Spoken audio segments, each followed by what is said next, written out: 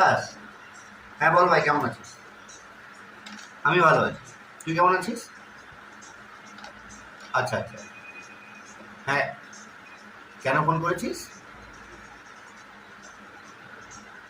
টাকা? ভাই তুই অতীতেই পড়ে আছিস এখনো? 2023 সালে আমি তোর থেকে টাকা ধার নিয়েছিলাম, 2000 টাকা। 2 বছর কেটে গেল, তুই এখনো সেই 2023-এই আটকে আছিস? অতীতের কথা মনে রাখতে নেই ভাই। ये दोगला आदमी है, हम इसकी बात पर भरोसा नहीं कर सकते। অতীতের কথা মনে রাখলে মানুষ কষ্ট পায়। অতীতকে ভুলে বর্তমানের উপর দাঁড়িয়ে ভবিষ্যতের কথা ভাবতে শেখ।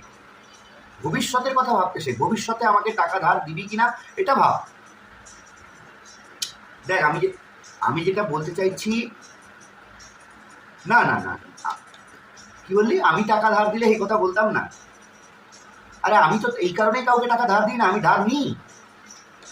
হ্যাঁ ভাই, অতীতটাকে ভুলতে শেখ, পাস্টে বাঁচিস না। পাস্টে কিছুই থাকে না, পাস্ট থেকে বেরিয়ে আয়, প্রেজেন্টে বসবাস কর, ফিউচারের কথা ভাব। अरे कहना क्या चाहते हो? এই দেখ, এই দেখ, হ্যাঁ হ্যাঁ, আরে রামকৃষ্ণের বাণীটার কথা মনে কর, টাকা মাটি, মাটি টাকা। তুই টাকার জন্য বন্ধুত্বের মধ্যে এইসব কথা বলছিস ভাই? আর আমি তোর বন্ধু তো নাকি?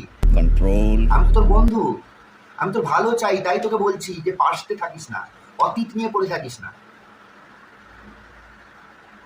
হ্যাঁ আচ্ছা, না টাকাটা দেবো কিনা সেটা তো পরের কথা, কিন্তু তুই টাকার জন্য তুই বারবার ফোন করিস আমাকে, বারবার ফোন করিস। আচ্ছা তুই বলতো, এই যে আমাকে ফোন করিস, এটা ভাবিস, এটা নিয়ে ভাবছিস, আমাকে ফোন করছিস, কত সময় নষ্ট হচ্ছে তোর।